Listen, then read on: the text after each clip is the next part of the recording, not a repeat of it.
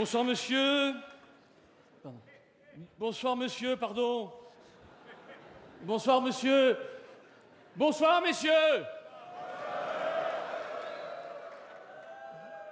Bonsoir. Bonsoir, les autres. Je suis maladroit. Dans mon spectacle précédent, je défendais les hommes. Dans ce spectacle-là, je vais défendre les femmes. Le spectacle sera plus long.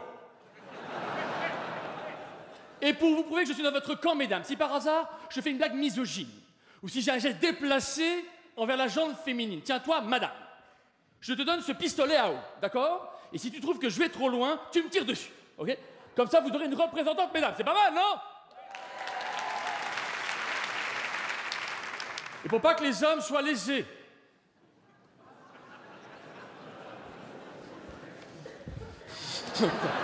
C'est presque le même. Tiens, monsieur, je te donne ce pistolet à eau, et si elle refuse de tirer sur moi parce qu'elle a peur, tu tires sur elle. Voilà, t'es un génie, tu tires. Non, on va la donner à la deuxième dame qui est juste là, comme ça vous aurez 2 représentantes ce soir. Alors on y va. Avant de vous défendre, mesdames, une féministe m'a dit que pour vous comprendre, je devrais me mettre dans la tête d'une femme. Je lui ai dit, je devrais y arriver, il y a de la place. Oui, t'as compris, t'as compris. T'as compris. D'ailleurs, si quelqu'un vous dit que ces armes ne sont pas dangereuses, et que l'arme la plus dangereuse qu'une femme puisse avoir entre les mains, c'est le volant d'une voiture, vous lui tirez dessus, parce que les vannes sur les femmes et les voitures, faut arrêter, on est bien d'accord, mesdames, oui? Ça fait plus d'1 siècle que vous conduisez. 1904, pour la première fois, une femme passe son permis de conduire. 1906, elle l'obtient. Elles n'ont pas compris.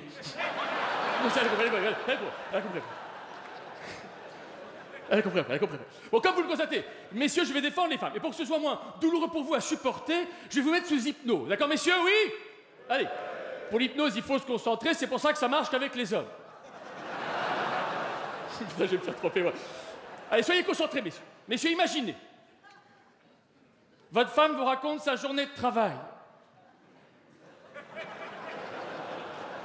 Vos paupières deviennent lourdes.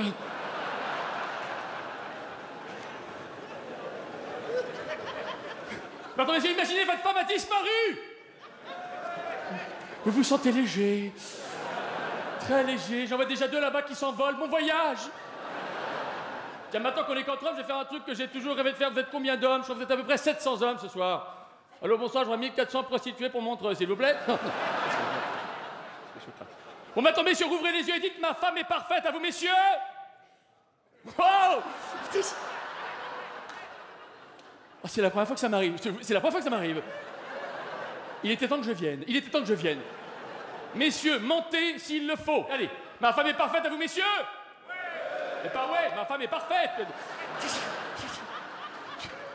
C'est surprise, un petit effort. On va changer le public. Non, allez, ma femme est parfaite, à vous, messieurs. C'est bon, mesdames, ils sont sous hypnose. Oh, avant de vous défendre, mesdames, je voudrais vous faire rêver en vous racontant la première rencontre avec ma femme. Oh! La première fois que je l'ai invitée au restaurant. Elle a commandé un steak frites. Elle a juste demandé si on pouvait remplacer le steak par du poisson et les frites par de la salade. J'ai demandé au serveur si ça lui arrivait souvent. Il m'a dit oui, ça s'appelle le menu chieuse.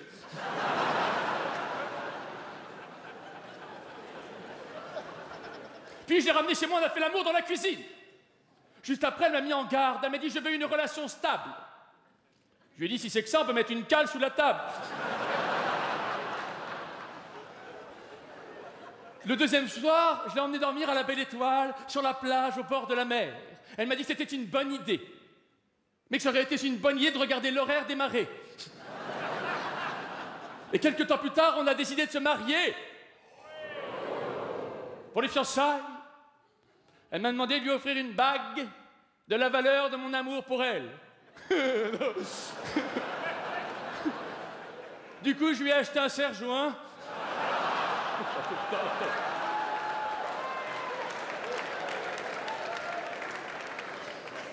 Et lors de mes fiançailles, j'ai rencontré mes beaux-parents. J'ai dit à mon beau-père, pour notre première rencontre, j'aurais aimé vous offrir un gros truc qui reste, mais je me suis dit que vous étiez déjà mariés.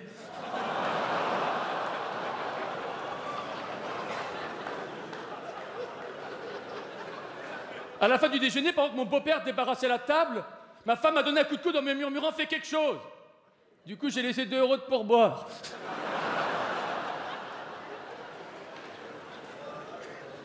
Enfin, au café, mon beau-père m'a demandé comment j'avais su que sa fille, c'était une femme pour moi. J'ai dit « Je l'ai essayé, c'était pile la bonne taille. » Le jour de mon mariage, je me suis dit la même chose que le prince William, le jour où il a épousé Kate. Finalement, sa sœur était mieux.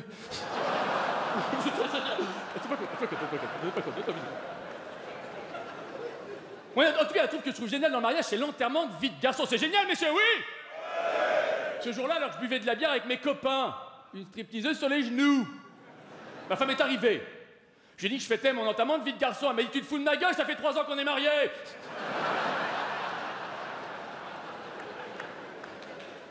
Ma femme n'est pas là ce soir parce qu'elle est vexée. Normalement, elle est là tout le temps. Mais hier soir, il y a des spectateurs qui ont été maladroits. Ils l'ont appelée la molaire parce que c'était la grosse du fond. C'est nul, non?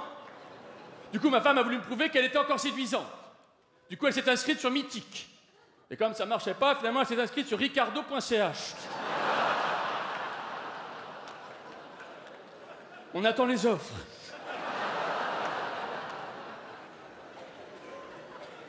En attendant les offres, j'ai emmené dans un aéroport. Je me suis dit, en la faisant passer pour un colis abandonné, c'était la seule chance pour elle de se faire sauter. Bon, ça fait 3 ans qu'on est mariés avec ma femme et je ne l'ai jamais trompée. Pourtant, c'est pas faute d'avoir essayé. D'ailleurs, j'ai appris que dans les troupes de théâtre, les comédiennes et les comédiens couchaient ensemble en tournée. Dommage, moi je fais du one-man show. L'autre soir, j'ai failli tromper ma femme. En rentrant chez moi complètement bourré, j'ai craqué sur une prostituée à 2 € de l'heure. Et en décuvant, je me suis aperçu que j'étais en train de me taper un parc-mètre. Bon, en tout cas, avant de vous défendre, je me présente quand même, hein. Mesdames, Olivier de Benoît, grand défenseur des femmes.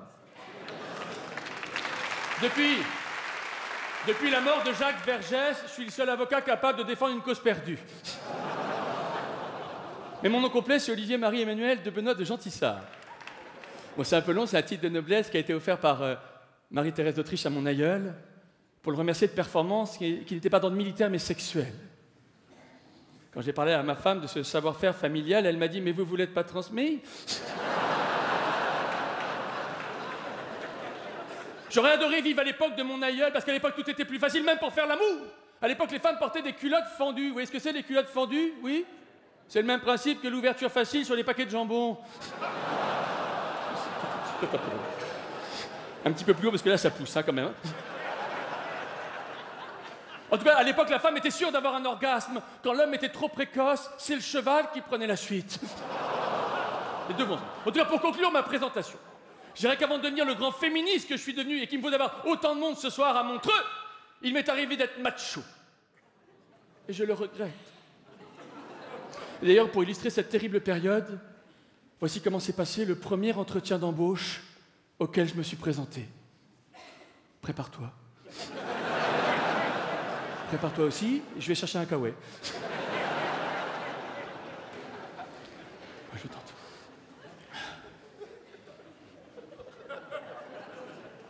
Bonjour madame, je suis là pour l'entretien, vous êtes là aussi pour le poste?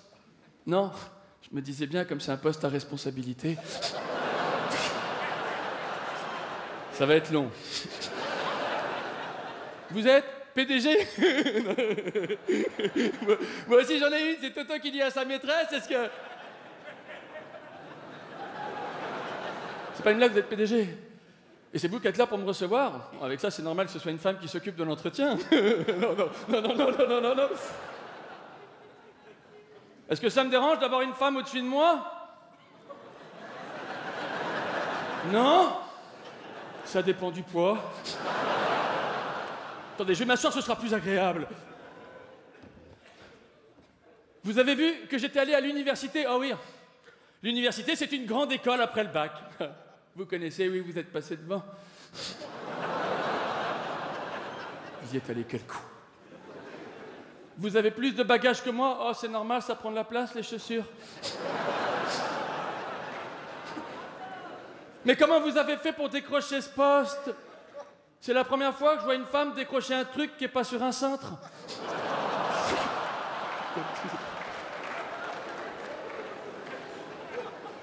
Je vous jure, c'est la première fois que je vois une entreprise dirigée par une femme. Le déficit est de combien? Et elle fait quoi, cette société? Des produits pour mincir Slim Fast. Ah. Et quand on travaille ici, on a des prix? Vous n'en avez jamais profité.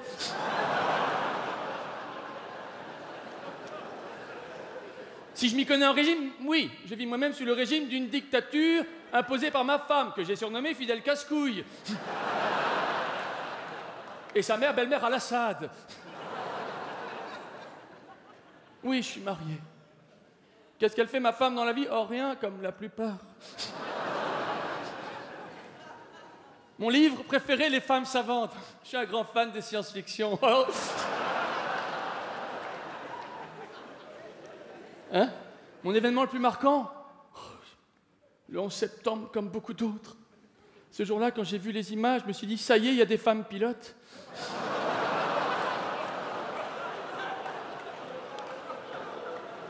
J'ai oublié de vous demander, c'est quoi les horaires ici? Vous comptez pas vos heures? Oh, les femmes et les chiffres, quand même. Hein, vous voulez me faire un test psychotechnique? Allez-y, je vous en prie, bien sûr, oui. Ma femme me demande 100 € pour acheter une robe à 80 €. Combien elle me rend? Bah, 0. Alors, les filles, on calcule? Non, oui, d'accord, non. J'ai senti, hein. Range ta calculatrice.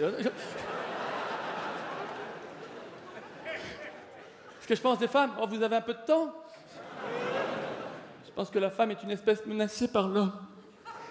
Et si ça continue, un jour, la femme sera exposée parmi les espèces disparues, entre les tigres blancs et les bonobos. Et ce jour-là, l'homme regrettera d'avoir jamais rien fait pour sauver, non, les bonobos. Ah, si tu pouvais fermer ta gueule, ça nous ferait des vacances. Allô, chérie?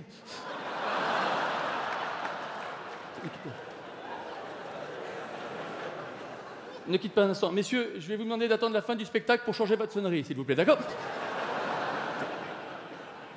Attends, je suis en entretien, je te rappelle juste après. Ah, ça sent, je suis pas pris. Par contre, vous m'invitez à dîner ce soir. Waouh, pourquoi? Vous voulez montrer à votre mari qu'il n'y a plus con que lui?